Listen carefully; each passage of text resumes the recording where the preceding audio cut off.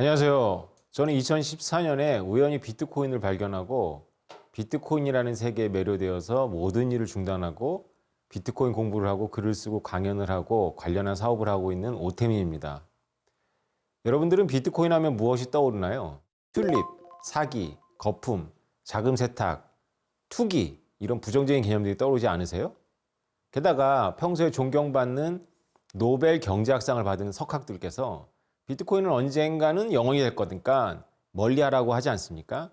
그런데 자꾸 비트코인과 관련해서 돈을 벌었다는 사람들의 소문이 들려오고 도무지 어느 말이 맞는지 헷갈리시죠? 비트코인이 도대체 뭐길래 이렇게 비싸고 국제정치에까지 등장하고 가격이 요동치는지 한번 알아보고 싶지 않으십니까? 저는 비트코인을 발견하고 비트코인을 설명하면서 참으로 다양한 벽에 부딪혔는데요. 사람들은 스스로 만든 몇 가지 문제에서 벗어나지를 못하니까 비트코인을 더 알아볼 생각을 하지 않는 거예요. 이게 민간인이 만든 코드 쪼가리인데 코인이라는 이름을 달고 나왔으니까 일단 경제학 전공자들이 보기에는 기존의 화폐 개념에 전혀 안 맞는 거예요. 게다가 가격은 요동치죠. 누가 만든 건지도 모르는데 엄청나게 가격이 올라가잖아요. 이게 뭐야? 이거 사기야.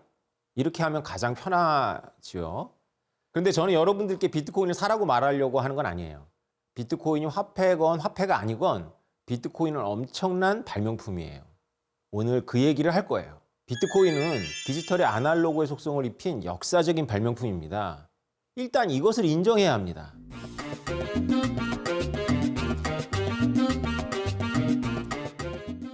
디지털 자료에 과연 원본이라는 개념이 가능합니까? 제 지식으로는 원본과 복사본이 구별이 안 될 것 같아요. 그러니까 디지털에는 원본이라는 개념이 없죠. 적어도 사토시 나카모토라는 사람이 비트코인을 발명하기 전까지는 그랬습니다. 비트코인을 처음 소개한 8장짜리 논문이 있어요. 저는 그 논문을 보고 이게 내가 알고 있는 지식으로 쉽게 판단할 수 있는 문제가 아니라는 걸 알고 공부를 하기 시작했습니다. 논문 자체가 너무 명징했고 너무 감동적이었어요. 여러분들도 시간이 있으시면 한번 읽어보십시오. 전부 다 이해를 하지 못해도 좋습니다. 그 논문은 딱 한 문제를 해결하기 위한 논문이라고 해도 돼요. 그 딱 한 문제는 바로 이중지불이라는 개념입니다. 이중지불이라는 것은 무엇이냐면 제가 여러분한테 누군가에게 돈을 주고 그 돈을 다른 사람한테 주는 겁니다. 예를 들어서 철수가 순이한테 돈을 준 5만 원을 다시 영희한테 주는 겁니다. 당연히 종이돈으로는 그렇게 할 수가 없죠. 한 번 주면 순이한테 넘어가니까. 근데 이게 디지털로는 얼마든지 할 수 있죠. 왜냐하면 원본하고 복사본의 구별이 없으니까 주고 나도 나한테 남거든요. 그래서 남한테 줄 수가 있어요. 그러면 인터넷상에서는 어떻게 돈이 거래가 되나요? 인터넷상에서는 모두 이 이중지불 문제가 있기 때문에 이중지불을 해결하는 신뢰받는 기관이 필요해요. 그것이 바로 우리가 알고 있는 은행이거나 비자, 마스터카드 같은 데죠. 그러니까 우리가 온라인에서 지불을 한다는 개념은 뭐냐면 실제로 돈이 슝 전파를 타고 가는 것이 아니라 우리가 은행 서버에서 내 계좌에서 차감을 하고 내가 돈을 주려는 사람의 계좌에서 플러스가 되는 거죠. 내가 이것을 다시 지불하려고 해도 은행이 이 사실을 알고 있으니까 할 수가 없겠죠. 그래서 온라인 뱅킹은 컴퓨터에서 컴퓨터로 이동하는 식으로 송금을 하지를 못해요. 그런데 어떤 학자들은 컴퓨터에서 컴퓨터로 이메일을 보내듯이 돈을 보내야 된다라고 생각을 해요. 그것은 제가 다음 강의 때 왜 그런 생각을 하는지는 말씀드리도록 하고요. 일단 과연 그렇게 할 수 있을까라는 질문 속에서 수십 년 동안 시도를 했습니다. 이것이 바로 이중지불 문제입니다. 그러니까 사토시 나카모토는 이 이중지불 문제를 해결한 겁니다. 그러니까 쉽게 말해서 비트코인은 은행이나 비자나 마스터카드 같이 신뢰받는 기관 없이 그냥 철수가 순이한테 돈을 보내는 거를 갑돌이, 은수, 명수 이런 평범한 사람들이 구경하면서 이것이 진본이다라는 걸 인정할 수 있는 것을 만든 겁니다. 사실은 이것은 사토시 나카모토의 고유한 생각은 아니에요. 사람들은 이 고민을 하다가 등기소 같이 만들면 되겠다는 생각을 했어요. 여러분 우리나라 부동산 등기소 아시죠? 부동산에 있는 등기는 누구나 뽑아서 볼 수 있잖아요. 그래서 제 집을 제가 2번, 3번 팔 수는 없죠. 왜냐하면 등기를 하고 나면 소유자가 바뀌기 때문이죠. 그래서 학자들은 이것을 여러 명에게 등기를 하면 되겠구나. 쉽게 말하면 철수가 순이한테 주는 돈을 영수도, 은수도, 명수도, 태민이도 다 알게 하는 거예요. 공증이라고 하죠, 이것을. 근데 사토시 나카모토는 이것으로 문제가 해결되지 않는다라는 건 이제 또 알고 있었어요. 왜 문제가 해결되지 않냐 하면은 매수가 될 수 있기 때문에 그렇습니다. 다시 말해서 철수가 순이한테 1억 원의 돈을 보낸 다음에 9천만 원을 심판자들한테 매수금으로 쓰는 거예요. 그러면 다시 1억을 자기가 어차피 원본이 있으니까 자기한테 다시 1억을 다른 사람한테 보내면 1,000만 원이 남잖아요. 그리고 도중에 이것을 공증하기로 한 사람들은 매수를 당해서 돈을 얻으니까 이 매수를 막을 수가 없어요. 이 매수를 막을 수가 없으니까 애초에 순이는 철수가 디지털로 보내는 돈을 믿지 않겠죠. 그러면 사토시 나카모토는 어떻게 이 심판자들이 매수당하지 않도록 했을까요? 여러분 채굴이란 말 들어보셨죠? 사실 채굴이란 말은 굉장히 그 비트코인에 대한 오해를 유발하는 말인데요. 곡괭이가 막 연산되고 막 이러죠. 곡괭이 전혀 필요 없습니다. 어쨌건 왜 채굴이라고 부르냐 하면 이 공증에 참여한 사람들한테 인센티브를 주는 거예요. 뭘 인센티브를 주냐 하면 비트코인 인센티브를 주는 겁니다. 그래서 철수가 순이한테 비트코인을 보내면 그것을 확인해 준 영수나 은수나 명수가 비트코인을 조금씩 받는 거예요. 이것이 그냥 뭐 평범한 아이디어 아니야 이렇게 생각할 수 있는데요. 이게 엄청나게 혁명적입니다. 다시 말해서 철수가 순이한테 일단 돈을 보냈는데 그 돈을 다시 취소하고 명수나 은수 이 공증에 참여한 불특정 다수를 매수하는 거예요. 그리고 또 돈을 보내려고 할 때 매수를 당하지 않아요. 이 사람들이 착해서 매수를 당하지 않을까요? 아니요. 이 사람들이 매수를 당하지 않는 이유는 이 사람들이 이기적이기 때문입니다. 다시 말해서 내가 철수한테 조금 돈을 받고 매수를 당해서 이중 지불을 하게 해주면 이 비트코인이라는 시스템이 어떻게 될까요? 네, 사람들한테 불신을 받겠죠. 아, 비트코인 그거 해킹도 안 되고 이중 지불 안 된다며 하고 믿었던 사람들이 비트코인을 막 팔아치울 거예요. 그럼 비트코인 가격이 어떻게 될까요? 폭락하겠죠. 그러면 이걸 공증에 참여한 사람들이 뭘 들고 있다고요? 네, 비트코인을 조금씩 받아서 갖고 있습니다. 근데 그게 폭락을 하니까 이 사람들이 피해를 받죠. 뭐 피해 받을 수 있죠. 뭐 피해 받더라도 매수금이 더 클 수 있으니까요. 근데 여기에 이제 피스 오브 아트라고 하는 것이 있습니다. 네, 예술적인 장치가 있어요. 그게 뭐냐 하면요.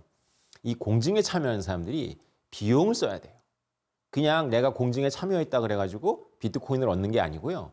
이 공증에 심판자로 참여하려면 비용을 써야 됩니다. 무슨 비용을 쓸까요? 네, 전기 비용을 씁니다. 그래서 비트코인 채굴을 하려면 전기를 어마어마하게 소모해야 돼요. 그래서 자기 컴퓨터도 소모해야 되고 전기도 소모해야 되니까 이 사람들이 얻은 코인은 공짜로 얻은 게 아니에요. 비용을 들여서 얻었는데 내가 이것을 부정직한 거래자한테 매수를 당해? 그럼 매수 금액이 좀 있겠지만 어쨌건 폭락해서 자기가 들인 전기 비용을 회복할 수가 없잖아요. 매수를 할 수가 없는 거예요. 이것을 알기 때문에 이 돈을 받는 사람도 철수가 심판자들을 매수할 수 없겠거니 하고 믿고 돈을 받을 수 있는 겁니다. 일단 중요한 것은 사토시 나카모토는 비트코인이라는 논문에서 가격의 요동치고 이런 거는 전혀 문제를 삼지 않았어요. 그리고 놀랍게도요. 그 논문을 2008년도에 구경하거나 읽은 사람, 그 암호학자들이나 그걸 구경한 사람들도 가격을 요동치는 것은 아무도 문제 삼지 않았어요.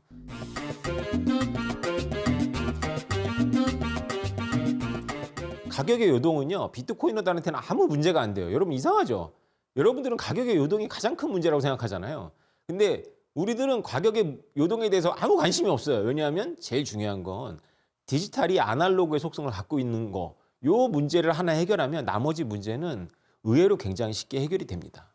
어떤 사람들이 이제 이것을 이 시스템을 해킹하려면 엄청나게 많은 비용이 들어가기 때문에 이 시스템은 정직하게 행위하는 그런 플레이어들에 의해 가지고 작동하게 되어 있다. 그래서 거래자도 정직하고 심판자도 정직하니까 시스템이 정직한 시스템이다 라고 하고 뒤에 이제 수학적으로 이것을 논증했습니다.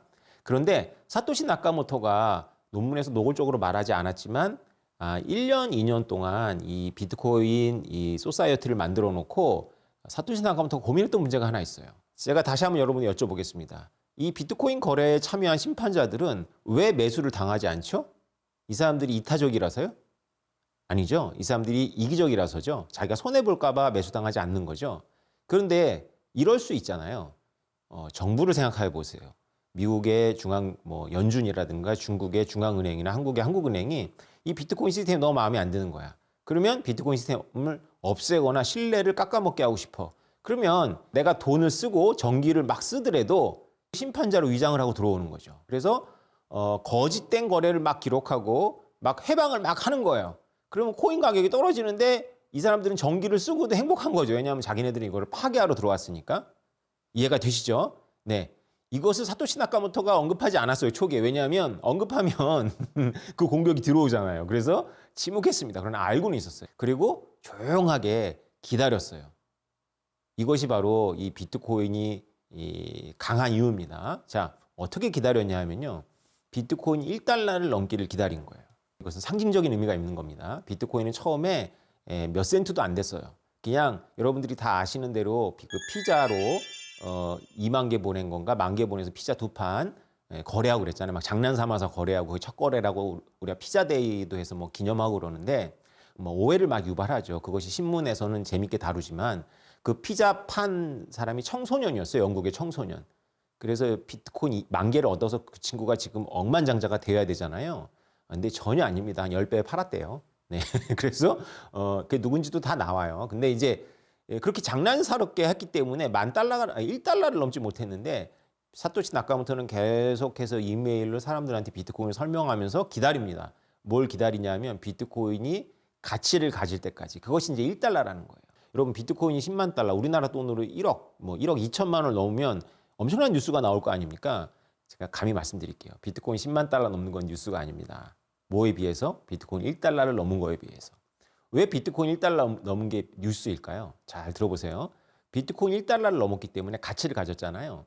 가치를 가졌기 때문에 채굴자들이 진지하게 기계를 사고 진지하게 전기를 씁니다. 그러면서 이 채굴 파워가 점점 늘어나요.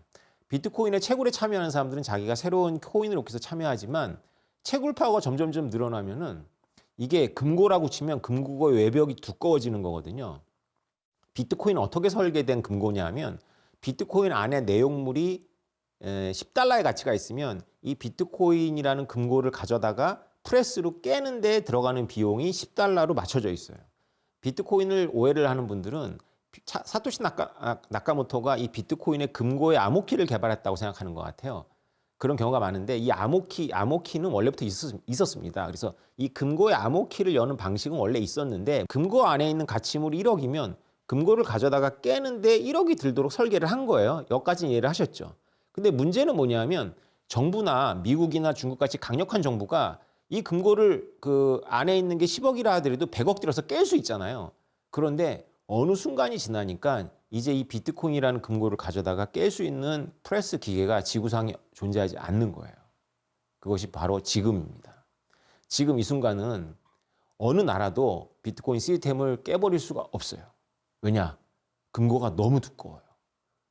이것을 어떤 한 나라가 작심하고 그것이 미국이라 할지라도 깨버릴 수 없을 뿐만 아니라 몇 개의 나라가 연합해서도 못 깹니다. 그래서 최근에 어떤 잡지에서는 전 세계에 있는 모든 나라가 연합해가지고 비트코인 채굴업자들을 압수하고 총을 머리에 대고 가짜 거래를 등록해 뭐 이렇게 하면 깰 수 있지 않냐라는 질문이 막 들어오는데 참 놀라운 상상력이죠. 일단 그것이 왜 안 되는지 여러분 상상에 맡기겠는데요. 각 국가마다 이해관계가 다른 데다가 그렇게 한꺼번에 행동을 하게 되면 다시 비트코인이 지하로 내려갑니다. 그래서 그거 역시도 깰 수가 없어요. 그래서 우리가 생각하는 국가나 엘리트들이 비트코인의 이 무지막지한 이 파워를 발견했을 때는 이미 늦었던 거예요. 비트코인은 굉장히 강합니다. 자, 비트코인은 사토시 나카모토가 합리적으로 행동하는 채굴자들이 자신한테 해로운 짓을 안 할 것이라는 첫 번째 문제를 풀었고, 두 번째는 어떤 정부도 이 금고를 가져다가 프레스를 눌러가지고 깰 프레스를 가지고 있지 못하도록 만들었습니다. 그것은 경험적으로 만들었죠. 그리고 이것이 확인된 다음에 사토시 나카모토는